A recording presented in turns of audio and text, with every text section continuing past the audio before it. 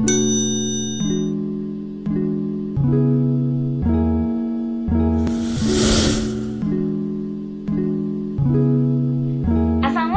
hai teman-teman. Jadi di video kali ini Tasya akan menjelaskan salah satu cabang ilmu biofisika, yaitu biolistrik. Nah, biolistrik ini merupakan salah satu cabang ilmu pengetahuan alam yang mempelajari tentang fenomena laju, aliran muatan elektron dan proton pada sistem kehidupan.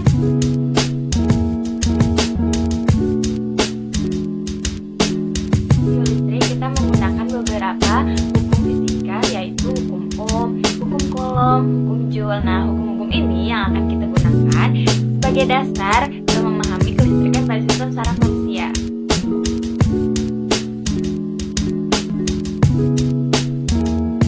Kalian tahu gak kalau di tubuh manusia ini terdapat aliran listrik? Nah, kenapa bisa kayak gitu? Karena di tubuh kita ini terjadi mekanisme yang namanya potensial aksi. Tasya, potensial aksi itu apa sih? Potensial aksi adalah aliran ionik positif dan negatif yang mengalir di dalam membran sel. Aku akan menjelaskan bagaimana mekanisme terjadinya potensial aksi. So, simak baik-baik ya. 1. Fase ini diawali dengan resting atau fase istirahat. Pada fase ini, membran sel bertegangan minus 70 mV yang ditandai dengan ion positif atau ion kalium berada di dalam membran sel, sedangkan ion natrium atau ion negatif berada di luar membran sel, seperti yang terlihat di gambar nomor 1 ini. Yang kedua, kita masuk ke fase region of depolarization atau fase di mana kita memberikan stimulus.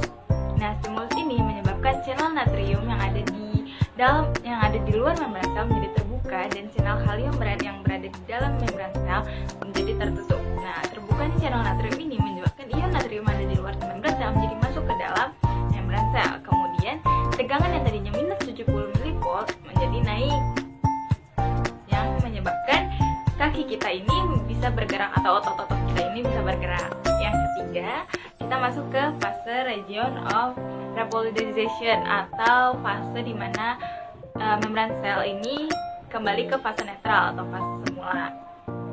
Pada fase ini, ion natrium ke channel natrium yang tadinya terbuka menjadi tertutup kembali dan channel kalium yang tadinya tertutup menjadi terbuka. Nah, terbukanya channel kalium ini menyebabkan ion kalium yang ada di dalam membran sel menjadi keluar bertukar dengan ion natrium yang tadi di luar membran sel. Kemudian setelah ion natrium dan ion kalium bertukar, potensial aksi atau tegangan yang tadinya naik menjadi turun lagi ke fase semula ketika fase resting atau di minus 70 mV seperti yang terlihat di gambar ini, yang menyebabkan yang tadinya otot kita bergerak atau kaki kita bergerak atau apapun itu kembali diam lagi ke fase istirahat.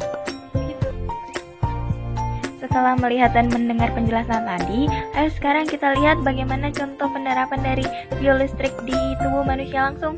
Come on! Contohnya itu kelistrikan pada otot quadriceps femoralis. Otot quadriceps femoralis ini berorigo di femoris rectus dan vasus otot. Kemudian cersionya di tuberositas tibial.